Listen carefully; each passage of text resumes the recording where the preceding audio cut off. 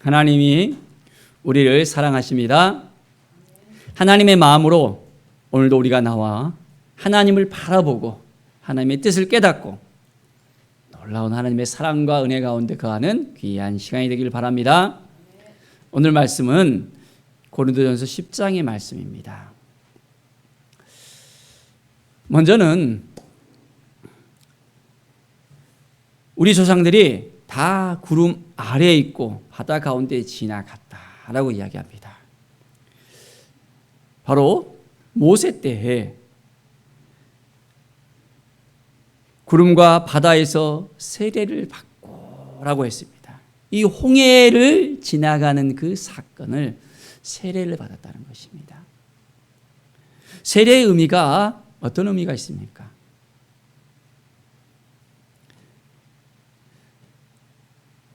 유대인들이 요단강에서 세례를 받습니다. 전신이 강에 들어가는 것입니다. 자, 강에 들어가면, 물속에 들어가면 어떻게 됩니까?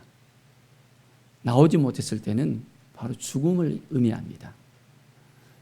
이 세례는 바로 죽음을 의미하는 것이었습니다. 나는 예수 그리스도와 함께 죽고 다시 예수 그리스도와 함께 다시 살아나는 것, 이것이 세례의 의미입니다. 이스라엘 백성들은 바로 이 홍해를 통하여 죽음을 맛보았던 것입니다. 그들은 하나님을 경험하고 하나님과 함께하는 백성이 되어졌습니다. 자, 그래서 이제 다 같은 신령한 음식을 먹으며 또한 다 같은 신령한 음료를 마셨다 했습니다. 이는 그들을 따르는 신령한 반석으로부터 마셨으니 그 반석은 곧 그리스도시니라. 이 신령한 음식은 바로 예수 그리스도를 통해서 비롯됐다는 것을 또한 분명히 이야기하고 있습니다. 하나님 앞에 나아가는 것, 하나님을 의지하고 하나님과 동행하는 것, 바로 이것은 그들을 따르는 신령한 반석으로부터 마셨으며 우리 주님은 반석이 되어주셨습니다.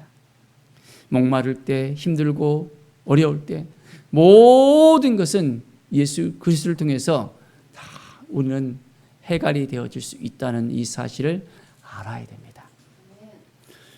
오늘 이 시간 하나님 앞에 온전히 나아가는 삶, 하나님을 의지하고 하나님을 따르는 삶을 촉구합니다.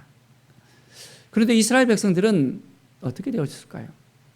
하나님을 이렇게 경험하고도 여전히 하나님을 따르지 아니하고 우상을 숭배하고 음행하는 사람들이 계속해서 나옵니다. 자, 8절에 보십시오. 그들 중에 어떤 사람들이 음행하다가 하루에 23,000명이 죽었나니. 엄청난 역사가 일어나잖아요. 하나님 앞에 나가야 되는데 우상을 숭배하는 자리에 갔다가 그들은 죽임을 당하는 것입니다. 하나님을 의지하면, 하나님을 바라보면 하나님이 도와주시고 하나님이 함께 해주시는데 우리의 마음은 근시한 쪽으로 보기 때문에 깨닫지 못하는 거예요. 눈앞의 것만 바라봅니다. 그러니까 너무너무 힘들 수밖에 없는 것을 봅니다. 13절로 보십시오. 사람이 감당할 시험 밖에는 너희가 당할 것이 없나니 했습니다. 오직 하나님은 미쁘사 너희가 감당하지 못할 시험당함을 허락하지 아니하시고 시험당할 즈음에 또한 피할 길을 내사 너희로 능히 감당하게 하시느니라. 하나님은 피할 길을 허락해 주신다고 약속하셨습니다. 한 길이 막히잖아요. 또 다른 길이 열릴 수 있습니다. 하나님을 의지하고 하나님을 바라보면 새로운 길이 열립니다. 하나님이 함께 해주시지 않으면, 하나님이 도와주시지 않으면, 하나님이 인도하여 주시지 않으면 안 된다는 것을 우리는 믿음으로 고백할 수 있어야 됩니다. 하나님의 마음을 품고 우리는 온전히 나갈 때 놀라운 성령의 역사가 우리 가운데 넘쳐나게 되어집니다. 매일매일 주님을 바라보며 주님 앞에 나아갈 때 놀라운 성령의 역사가 우리 가운데 가득가득 넘쳐나게 되어집니다. 자, 그래서 내 사랑하는 자들아 우상 숭배한 일을 피하라 라고 이야기합니다. 하나님을 의지해야 되지 다른 것을 의지하면 안 된다는 이 사실을 분명하게 다시 한번 촉구하고 있습니다. 자, 16절에 보면 우리가 축복하는 바 축복의 자는 그리스도의 피에 참여함이 아니며 우리가 떼는 떡은 그리스도의 몸에 참여함이 아니냐.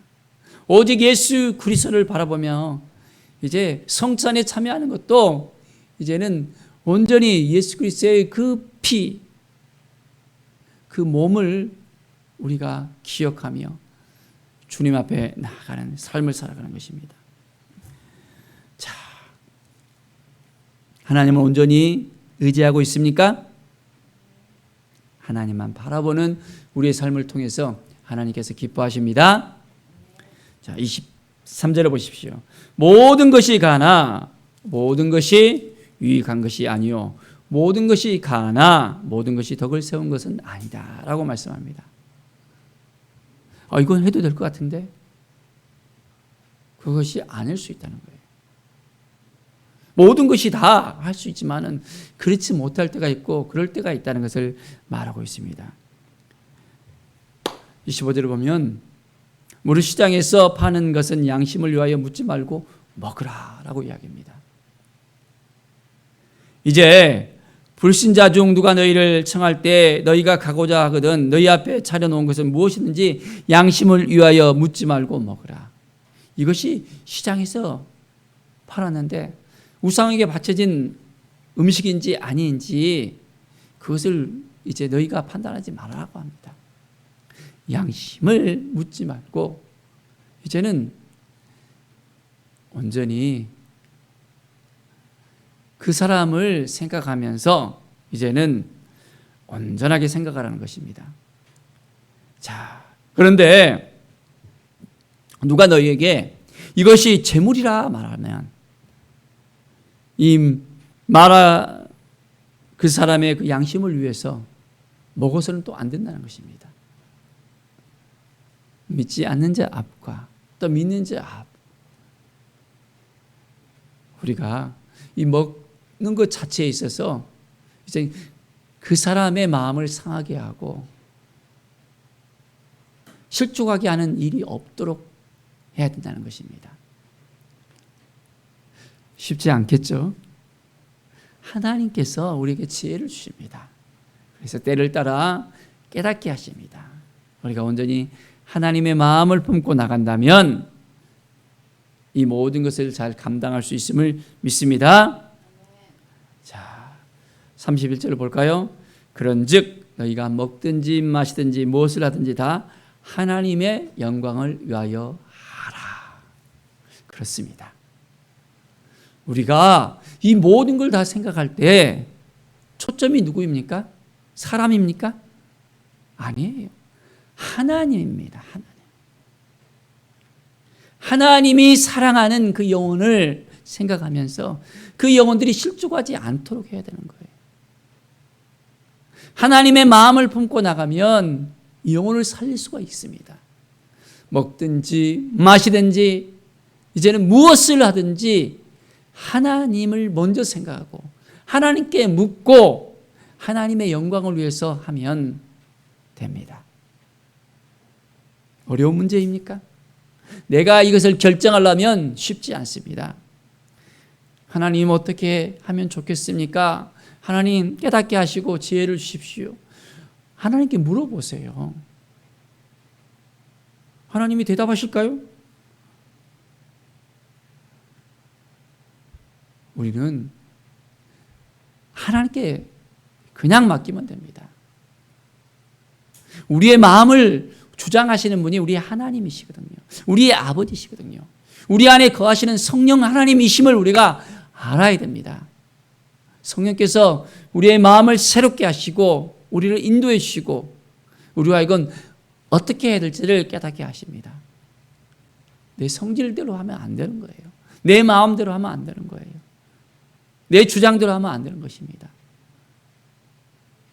오직 먼저 하나님을 바라보고 우리 예수 그리스도를 바라보면서 어떻게 하면 좋겠습니까? 하나님 저에게 지혜를 주십시오. 말씀하여 주십시오. 인도하여 주십시오.